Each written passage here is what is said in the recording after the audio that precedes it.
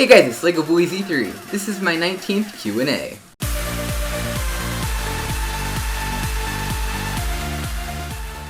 So this video is the 19th episode of the series where I answer your guys' questions. So if you want to have your questions answered in the next video, then be sure and leave those questions down in the comment section down below. Anyway, let's go ahead and get started. Would you ever consider becoming color neutral? Of course, this is talking about a 3x3. I kind of still do prefer just white cross. I might switch over and someday do white and yellow just neutrally, but I don't think I'll ever do all 6 colors because it's just kind of too much to keep track of. What's your favorite N by N by N puzzle? That's just a puzzle that has the same dimension on all 3 sides. I'd say just a 3x3 because there's nothing really else that stands out, like 2x2, 4x4, 5x5, anything like that. I'd just stick with the 3x3. Is your VQ bait still in its shape-shifted scramble?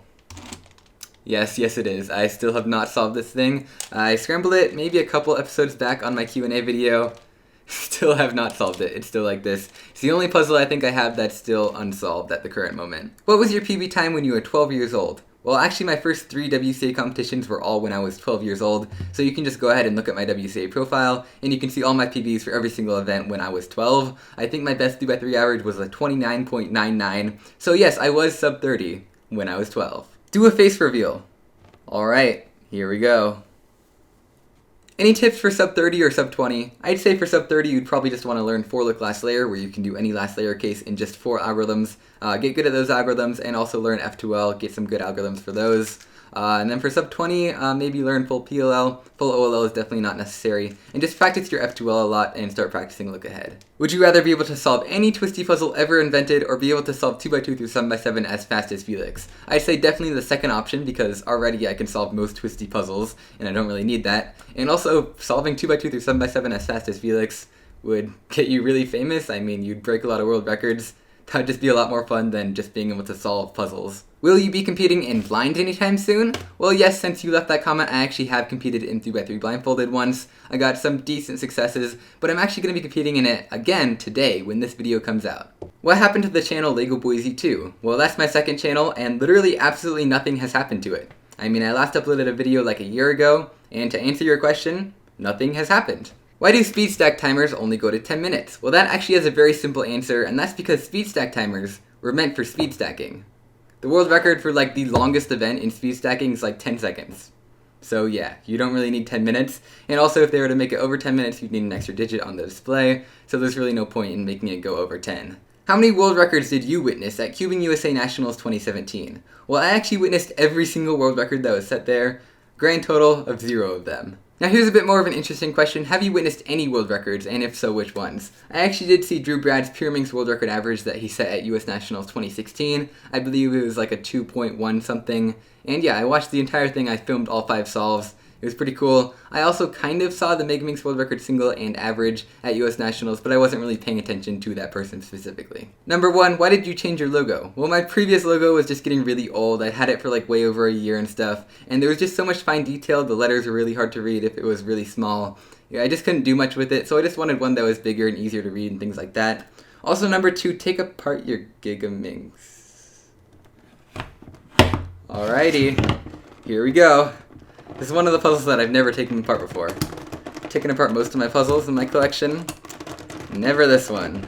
Not really sure how to go about doing this. I guess I'll just kind of rip it apart. There we go, there's a piece. Now the next pieces should be pretty easy.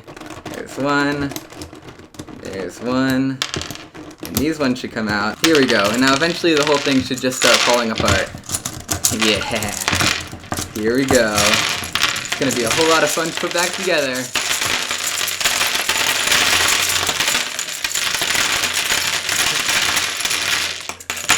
And that's what the core of Gigaminx looks like. What would you think if GAN started making bigger puzzles like a 5x5 or a 6x6? I guess 4x4 would also be included on that list. And I would really like that because so far their 3x3s have been really good. The 2x2 isn't really that great from what I've heard.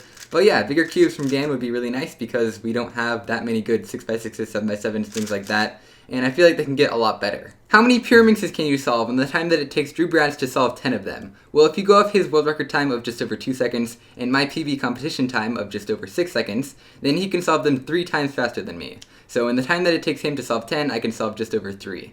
However, if you include like inspection, I could probably solve like 8 in the time it takes for him to solve 10. This person wants to know if they should enter a competition if they're slow, but then they list these times of like 28 seconds, which is like way faster than I was when I first entered a competition.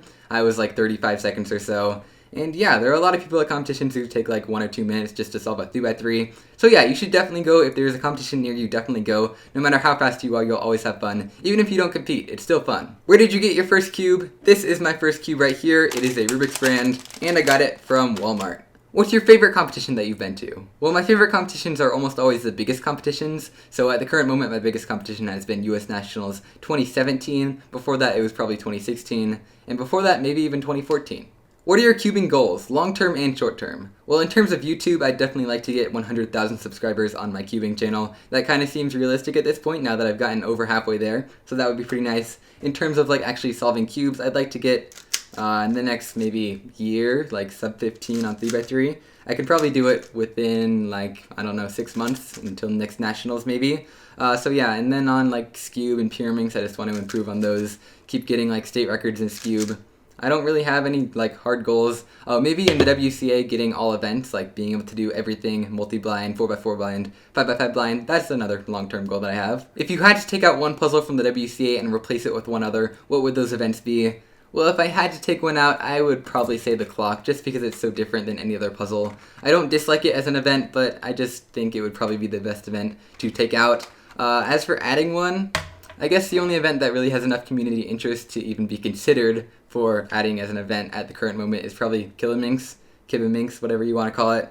But yeah, I don't really think it should be added as an event, but if any of them were to be added, it would probably be this one. Is learning CLL on the 2x2 worth it? Well, if you want to get faster on 2x2, there's kind of no avoiding it. Like past Ortega, there's really nothing else to learn to get faster. So yeah, if you want to get fast at 2x2, then I guess it's worth it.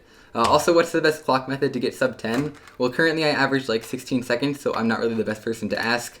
But there's really only one method for clock. There's a couple tricks and different ways that you can do that method to get faster, but really just the beginner's method, I guess. How long do you think it'll take for you to get a sub 10 single on the 3x3? I think it'll probably happen pretty soon, like probably within the next few months. I currently average around like 16 seconds, somewhere around there. So yeah, it's pretty likely at this point that I'll get a sub 10 sooner or later. Do you have to go to both days of a 2-day competition if all the events you're doing are on the second day? Well, no. If you don't want to come on the first day, then there's no one forcing you to come on the first day. Most competitions do have registration open pretty much the entire time, so you can always come and register if you don't do it at the beginning. So yeah, you can always do that, but I would definitely recommend coming for the whole time, just for the experience. I've always attended for the entire time at every competition that I've competed at, even if there are like multiple days where I don't have any events to do, because it's still fun. There are still things to do when you're at a competition, no matter if you're competing or not. Do you clean your cubes? If so, how often? I do clean my mains occasionally, especially like 3x3 because I use it a lot, and also some other events like Pyraminx and Scube that I do a lot. I wash them pretty much if I notice that there's like a lot of dirt on the inside of them, like when you turn a layer and you see dirt building up on the inside, then you know that you need to wash it, I guess. Or if it just kind of feels like it's slowing down as you're turning it, then yeah, normally I wash it and re-lube them out every once in a while, maybe every few months or so. How long do you think it'll take for people to get sub 4 on the 3x3? Well, the way that you phrase that question, it sounds like you're talking about an average, and I think Felix Zemdig's current PB average is like 5.97, so no one is even sub 6 at the current moment. So sub 4 would take a long time. As for a single, if you're talking about in competition single, I'd probably say maybe another couple years. And I think that is pretty much it for this Q&A episode. So make sure you guys leave some good questions down in the comments below for me to answer next time. And I will see you guys later once I finish assembling this Gigaminx. See you guys next time. Bye!